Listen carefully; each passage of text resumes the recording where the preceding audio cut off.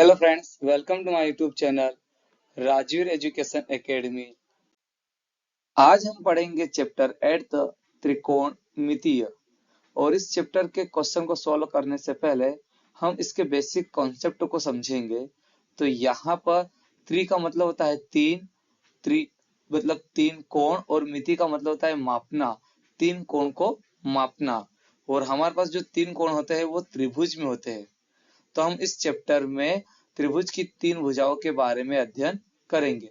हमारे पास जो त्रिभुज है एक समकोण त्रिभुज है।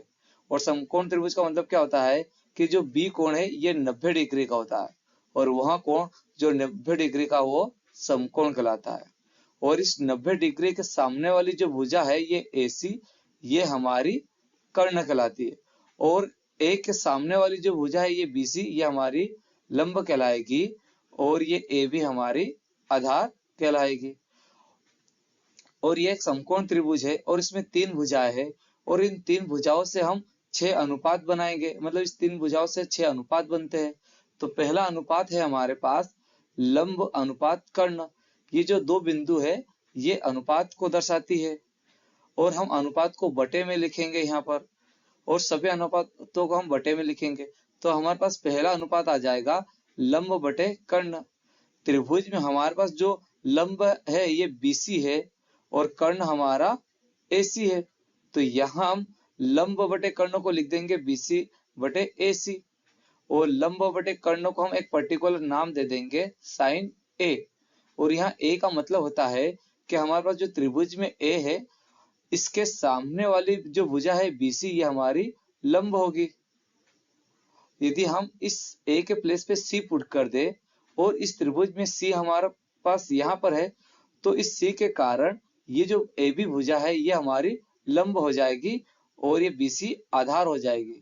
इसलिए यहाँ पर डिपेंड करता है इस मान पर कि त्रिभुज में लंब क्या होगा। यदि A पुट करते हैं तो ये लंब होगा, और यदि यहाँ पर C पुट किया गया है तो हमारा लंब ये AB कहलाएगा। तो हमारे पास पहला अनुपात आ गया लंब बटे कर्ण, जिससे हम एक पर्टिकुलर नाम साइन A देते हैं। अब हमारे पास दूसरा अनुपात है आधार बटे कर्ण। हमने एक बार लंब बटे कर्ण ले लिया, अब दूसरा अनुपात हमने ले लिया आधार बटे कर्ण। और अनुपात को हम बटे में लिखते हैं, इसलिए यहाँ पर हमने लिख दिया आधार बटे कर्ण। आधार का मान है हमारे पास यहाँ पर AB, क्योंकि हमने यहाँ पे भी A लिखा है और A के सामने वाली भुजा लंब होगी, तो ये हमारी आधार होगी। तो आधार हमारा AB है और कर्ण हमारा AC है। तो यहाँ पर हम पुट कर देंगे आधार, मतलब यहाँ पर आधार बटे कर्ण को लिख देंगे हम AB बटे AC। और आधार बटे कर्ण को भी हम पर्टिकुलर एक नाम दे देंगे कोस A। अब हमारे पास तीसरा अनुपात है लंब बटे आधार। हमने एक बार लंब बटे कर्ण लिख दिया, एक बार आधार बटे कर्ण लिख दिया। अब हमने यहाँ पर लिखा है लंब बटे आधार। तो यहाँ लंब बटे आधार का मतलब है कि लंब हमारा यहाँ पर BC है और आधार हमारा AB है। तो हम लंब बटे आधार को लिख देंगे BC बटे AB। और इस लंब बटे आधार को हम एक पर्टिकुलर नाम दे दिया tan A। अब हमारे पास चौथा अनुपात आ जाएगा कर्ण बटे लंब। एक बार हमने लंब बटे कर्ण लिखा है, मतलब लंब अनुपात कर्ण किया। अब हम कर्ण अनुपात लंब कर देंगे और अनुपात को हम बटे में लिखेंगे। तो लिखते हैं तो यहाँ पर कर्ण बटे लंब आ जाएगा। और कर्ण हमारा AC है और लंब हमारा BC है, तो हमने कर्ण बटे लंब को AC बटे BC कर दिया है। और कर्ण बटे लंब को हमने एक पर्टिकुलर नाम दे दिया कोसेक A। और कोसेक A जस्ट अपोजिट होता है साइन A का। मतलब हमारे पास साइन A का मान है लंब बटे कर्ण। यदि हम इसका उल्टा कर दे, कर्ण को ऊपर लिख दे और लंब को नीचे कर दे, तो ये हमारा कोसेक A कहलाएगा। हम क्योंकि यहाँ लंब बटे कर्ण है और यहाँ पर कर्ण बटे लंब है, तो ये साइन A का उल्टा कोसेक होता है। अब हमारे पास पांचवा अनुपात आ जाएगा कर्ण बटे आधार। यहाँ पर हमने इसका जस्ट अपोजिट कर दिया है। आधार हमारे पास ऊपर था और कर्ण नीचे था, तो हमने यहाँ पर कर्ण ऊपर कर दिया और आधार नीचे कर दिया। और कर्ण हमारे पास त्रिभुज में AC है, तो यहाँ AC कर दिया है। और आधार हमारा AB है, तो यहाँ पर AB कर दिया। तो कर्ण बटे आधार आ गया हमारे पास AC बटे AB।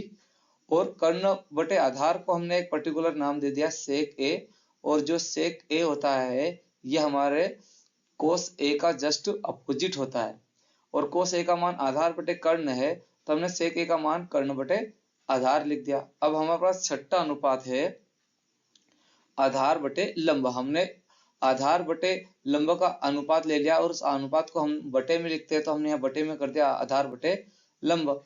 आधार का मान है हमारे पास यहाँ पर ए बी और लंब का मान है त्रिभुज में बी सी, तो हमने यहाँ पर आधार बटे लंब को ए बी बटे बी सी लिख दिया है, और आधार बटे लंब को हमने पर्टिकुलर नाम दे दिया कोट ए, और कोट ए जस्ट अपोजिट होता है टेन ए का।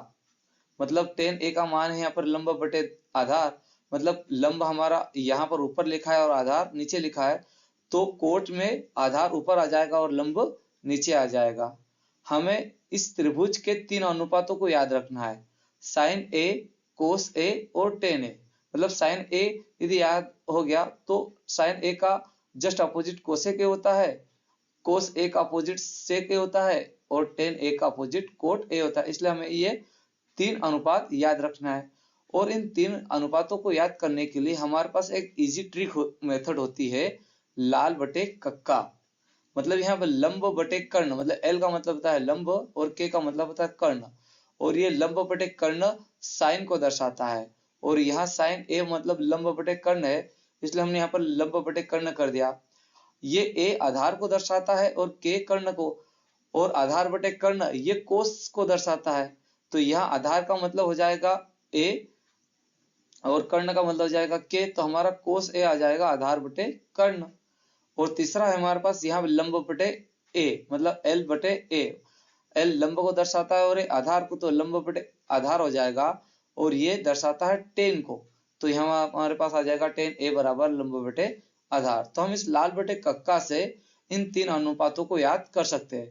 पहला अनुपात दर्शाता है मतलब साइन को, दूसरा अनुपात दर्शाएगा कोस को, और तीसरा अनुपात दर्शाएगा टेन को, और यदि ये तीन याद हो गए तो इनके अपोजिट ये होते हैं। अब हमारे पास प्रश्न में त्रिभुज की दो भुजाओं के मान दिए रहते हैं, हमें त्रिभुज की तीसरी भुजा ज्ञात करनी होती है। तो ये एक समकोण त्रिभुज है, और त्रिभुज की तीसरी भुजा ज्ञात करने के लिए हम पाइथागोरस प्रमेय का यूज करेंगे। और पाइथागोरस प्रमेय क्या होती है? पाइथागोरस प्रमेय होती है कर्ण का स्क्वायर बराबर आधार स्क्वायर प्लस लंब स्क्वायर। मतलब क्या पाइथागोरस प्रमेय का मतलब क्या होता है कि यदि हम कर्ण का स्क्वायर कर दे और आधार का स्क्वायर कर दे और प्लस कर दे लंब का स्क्वायर, मतलब हम आधार का स्क्वायर कर दे और लंब का स्क्वायर कर दे और इन दोनों को जोड़ दे, तो इन दोनों का मान कर्ण के स्क्वायर के बराबर होता है। तो हम यहाँ पर यदि हमारे पास त्रिभुज में कोई से भी दो वैल्यू दी हो, या कर्ण और आधार दिया हो तो हम लंब ज्ञात कर सकते हैं, आधार और लंब दिया हो तो हम कर्ण ज्ञात कर सकते हैं। मतलब इन तीन भुजाओं में यदि दो कोई सी भी भुजा दी गई हो तो हम तीसरी भुजा पाइथागोरस प्रमेय से ज्ञात कर सकते हैं। और ये पाइथागोरस प्रमेय समकोण त्रिभुज पर ही अप्लाई होती है, और हम इस चैप्टर में समकोण त्रिभुज के बारे में ही पढ़ेंगे। तो यह इसी कॉन्सेप्ट के साथ हम सारे क्वेश्चन को हल करेंगे।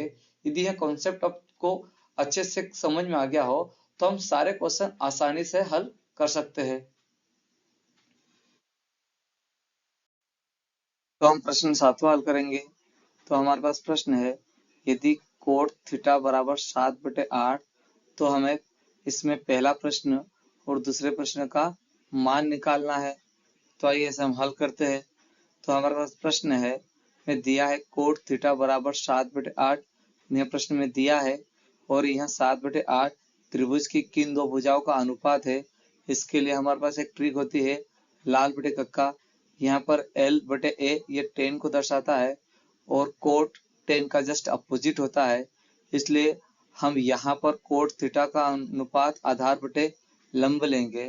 तो यहाँ बराबर आ जाएगा आधार बटे लंब बराबर, अब हमारे पास एक त्रिभुज है समकोण त्रिभुज, यहाँ पर कोण थीटा दिया है, और इस थीटा के सामने वाली जो भुजा होती है हमारे त्रिभुज की, जो भुजा है BC, ये हमारी लंब होगी, और ये भुजा AB हमारी आधार होगी। तो यहाँ AB हमारा आधार है और BC हमारा लंब है। तो यहाँ पर आधार का मान 7 हो जाएगा और लंब का मान हमारा 8 हो जाएगा। तो यहाँ हम लिख देंगे कि AB बराबर 7 और BC बराबर 8। अब हमारे पास एक समकोण त्रिभुज है, तो हम यहाँ लिख देंगे कि समकोण त्रिभुज ABC में जिसका कोण B बराबर 90 डिग्री, ये जो B कोण है ये 90 डिग्री का होता है समकोण त्रिभुज में, और 90 डिग्री के सामने वाली जो भुजा होती है ये AC, ये हमारी कर्ण होती। और हमें जब हम पहला प्रश्न हल करेंगे तो हमें साइन थीटा और कोस थीटा का अनुपात ज्ञात करना होगा। इसके लिए हम कर्ण ज्ञात करेंगे, और एक समकोण त्रिभुज है और कर्ण ज्ञात करने के लिए हम पाइथागोरस प्रमेय अप्लाई करेंगे। तो हमारे पास पाइथागोरस प्रमेय होती है कर्ण स्क्वायर बराबर आधार का स्क्वायर प्लस लंब स्क्वायर। यहाँ कर्ण हमारा AC है, तो यहाँ कर्ण के प्लेस पे AC पुट करके AC का स्क्वायर कर देंगे तो यहाँ AC स्क्वायर हो जाएगा। बराबर का बराबर कर दिया। आधार हमारा यहाँ पर त्रिभुज में AB है, तो आधार के प्लेस पे AB पुट कर दिया और उसका स्क्वायर कर दिया, प्लस का प्लस कर दिया। लंब हमारा BC है, तो यहाँ पे BC का स्क्वायर कर दिया। अब हमें AC का मान ज्ञात करना है, इसलिए AC स्क्वायर का AC स्क्वायर कर देंगे और AB और BC का वैल्यू पुट कर देंगे। तो AC स्क्वायर का AC स्क्वायर हो जाएगा, बराबर का बराबर। AB का मान हमारे पास 7 है, तो 7 का स्क्वायर कर दिया, प्लस का प्लस कर दिया, और BC का मान हमारे पास 8 है, तो यहाँ पर 8 का स्क्वायर कर दिया।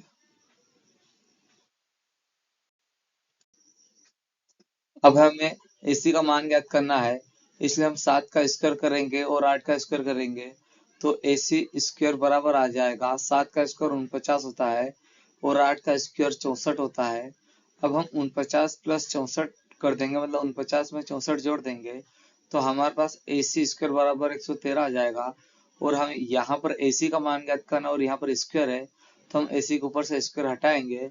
तो जब हम स्क्वायर हटाते हैं तो बराबर के इधर वाली जो संख्या होती है वो करनी में चले जाती है, तो हमारा 113 करनी में चला जाएगा। तो हमारे पास AC बराबर आ जाएगा 113, और ये हमारा त्रिभुज का कर्ण होगा। तो हम यहाँ लिख देंगे कि AC बराबर 113। अब हमें साइन थीटा और कोस थीटा का अनुपात ज्ञात करना है। इसके लिए हमारे पास ट्रिक होती है लाल बटे कक्का। ये L बटे के साइन को दर्शाता है, और यहाँ L का मतलब होता है लंब और K का मतलब कर्ण। तो हमारे पास साइन थीटा का अनुपात आ जाएगा साइन थीटा बराबर लंब बटे कर्ण, और लंब हमारे त्रिभुज में BC है और कर्ण हमारा AC है, और लंब का मान 8 है और कर्ण का मान 113 है। तो साइन थीटा बराबर आ जाएगा 8 बटे में करनी 113। अब हमें कोस थीटा का मान ज्ञात करना है, और यहाँ पर A बटे के या कोस को दर्शाता है, और A का मतलब होता है आधार और K का मतलब होता है कर्ण। तो हमारे पास कोस थीटा का अनुपात आ जाएगा कोस थीटा बराबर आधार बटे कर्ण। त्रिभुज में आधार हमारा AB है और कर्ण हमारा AC है, और आधार का मान हमारे पास 7 है और कर्ण का मान हमारे पास करने में 113 है। तो कोस थीटा बराबर आ जाएगा 7 बटे करने में 113। अब हमें कोट थीटा का भी मान ज्ञात करना था, और कोट थीटा का मान प्रश्न में ही दिया था, लेकिन यहाँ पर हम उसका अनुपात लिख देंगे। तो कोट थीटा बराबर आधार बटे लंब होता है। आधार हमारा यहाँ पर 7 है और लंब हमारा 8 है, तो कोट थीटा बराबर आ जाएगा 7 बटे 8। ये प्रश्न में ही दिया था, और हम यहाँ पर इसको हल करेंगे तो इसका स्क्वायर कर दें। अब हमारे पास पहला प्रश्न है, ब्रैकेट में 1 प्लस साइन थीटा ब्रैकेट बंद और ब्रैकेट में 1 माइनस साइन थीटा बटे में हमारे पास 1 प्लस कोस थीटा ब्रैकेट बंद और ब्रैकेट में 1 माइनस कोस थीटा। अब यहाँ पर हम वैल्यू पुट कर देंगे, तो 1 का 1 कर देंगे, प्लस का प्लस कर देंगे। साइन थीटा हमारे पास 8 बटे करने में 113 है, तो यहाँ पर हमने पुट कर दिया 8 बटे करने में 113। अब यहाँ पर ब्रैकेट में हमारे पास 1 है, तो ब्रैकेट में 1 कर दिया, माइनस का माइनस कर दिया। यहाँ साइन थीटा है और साइन थीटा का मान हमारे पास 8 बटे करने में 113 है, तो यहाँ पर बटे में हम करने में 113 कर देंगे। अब फिर इस पूरे के बटे में हमारे पास ब्रैकेट में 1 प्लस कोस थीटा है, तो यहाँ पर 1 का 1 कर देंगे, प्लस का प्लस कर दिया, और कोस थीटा का मान हमारे पास 7 बटे करने में 113 है, तो हम यहाँ पर पुट कर देंगे 7 बटे करने में 113 ब्रैकेट बंद। फिर ब्रैकेट में हमारे पास 1 माइनस कोस थीटा है, तो हम यहाँ पर 1 माइनस और कोस थीटा का मान हमारे पास 7 बटे में करने 113 है, तो यहाँ पे पुट कर देंगे। अब इसे हल करने के लिए हमारे पास एक सरसमीका होती है, तो हमारे पास तीसरी सरसमीका है, ब्रैकेट में a प्लस बी और ब्रैकेट में a माइनस बी। हमारे पास यहाँ पर भी ब्रैकेट में एक बार प्लस में है और यहाँ पर एक बार माइनस में है, मतलब ये तीसरी सरसमीका से होगा। तो यहाँ पर हम तीसरी सरसमीका में कर देंगे a square minus B square. यहाँ पर a रिप्रेजेंट करता है a को और b रिप्रेजेंट करता है 8 बटे करनी में 113 को, और बटे में भी यहाँ पे भी हमारे पास ये तीसरी सरसमीका से ही हल होगा, क्योंकि यहाँ पर भी एक बार प्लस में और एक बार माइनस में है और दोनों संख्याएं सेम है, इसलिए ये इस पर तीसरी सरसमीका अप्लाई होगी। तो यहाँ एक का स्क्वायर है, तो यहाँ हम एक का स्क्वायर कर देंगे, तो हमारे पास आ जाएगा एक का स्क्वायर माइनस का माइनस कर दिया, और यहाँ पर है बी का स्क्वायर, और बी हमारे पास है 8 बटे में करने में 113, तो यहाँ पर हमने 8 बटे में करने में 113 और यहाँ पर b का स्क्वायर है तो हमारा यहाँ स्क्वायर कर दिया। फिर बटे में हमने इस बटे वाली संख्या पर भी यही सरसमीका अप्लाई की है, तो एक का स्क्वायर माइनस और b का मान हमारे पास यहाँ पर है 7 बटे में करने 113, तो यहाँ 7 बटे में करने में 113 कर दिया और उसका स्क्वायर कर दिया। अब यहाँ पर हम स्क्वायर को हल करेंगे तो एक का स्क्वायर एक होगा, और ये जो स्क्वायर है ये 8 पर भी स्क्वायर है और करनी 113 पर भी स्क्वायर है, तो 8 का स्क्वायर 64 हो जाएगा, और ये करनी से स्क्वायर कैंसिल हो जाएगा, तो हमारे पास करनी से बाहर आ जाएगा 113, तो हमारे पास संख्या आ जाएगी एक का स्क्वायर एक कर दिया माइनस का माइनस कर दिया, यहाँ 8 का स्क्वायर 64 किया और करनी से स्क्वायर कैंसिल हो गया, तो हमारे पास 113 आ गया। बटे में भी सेम होगा, एक का स्क्वायर एक हो जाएगा, माइनस का माइनस कर दिया, 7 का स्क्वायर 49 होता है तो 49 कर दिया, और यहाँ पर भी करनी से स्क्वायर कैंसिल हो गया, तो हमारे पास 113 आ गया, तो 113 आ गया। अब ये इसे हल करने के लिए हम यहाँ पर एलसीएम लेंगे। ये जो एक है यह अंश होता है और इसके बटे में हमेशा एक होता है, और एक और 113 का एलसीएम 113 होगा, तो यहाँ पर हम एलसीएम 113 ले लिया है, ये एलसीएम 113 ले लिया। अब इस एक के बटे में एक है, तो एक से भाग दिया 113 में, तो 113 बार, और इसे 113 का एक में गुणा करेंगे तो 113 माइनस का माइनस कर देंगे, और 113 से 113 में भाग दिया तो एक बार, और एक का गुणा 64 में किया तो 64 का 64। फिर बटे के बटे में भी हमारे पास यहाँ पर भी एलसीएम 113 लेंगे, तो यहाँ पर भी हमने एलसीएम 113 ले लिया। यहाँ पे भी इसके बटे में एक है, एक से भाग दिया 113 में तो 113 बार, और 113 का एक में गुणा किया तो 113 बार, माइनस का माइनस कर दिया है, 113 का भाग दिया 113 में तो एक बार, और एक का गुणा 49 में किया तो 49 बार। अब यहाँ पर 113 है और बटे में 113 है, तो 113 से 113 कैंसिल हो जाएगा। अब यहाँ पर 113 माइनस 64 कर देंगे तो 49 आ जाएगा, और यहाँ पर बटे में हमारे पास 113 माइनस 49 है तो 64 आ जाएगा, तो हमारे पास आंसर आ जाएगा 49 बटे 64, क्योंकि 113 से 113 तो कैंसिल हो गया, 113 में से हमने माइनस किया तो 64, तो 49 आ गया, और 113 में माइनस किया 49 तो 64 आ गया। अब हमारे पास दूसरा प्रश्न है कोट स्क्वायर थीटा, और इसका अनुपात तो हमारे पास प्रश्न में भी दिया है 7/8, तो यहाँ पर हम 7/8 और यहाँ कोट स्क्वायर तो इसका स्क्वायर कर दिया, 7 का स्क्वायर 49 होता है और 8 का स्क्वायर 64 होता है, तो हमारे पास 49/64 आ जाएगा, और ये हमारा आंसर हो गया है। आई होप कि यह वीडियो आपको पसंद आया होगा। यदि यह मेरा वीडियो आपको पसंद आया हो तो प्लीज मेरे वीडियो को लाइक करें, सब्सक्राइब करें और शेयर करें। धन्यवाद।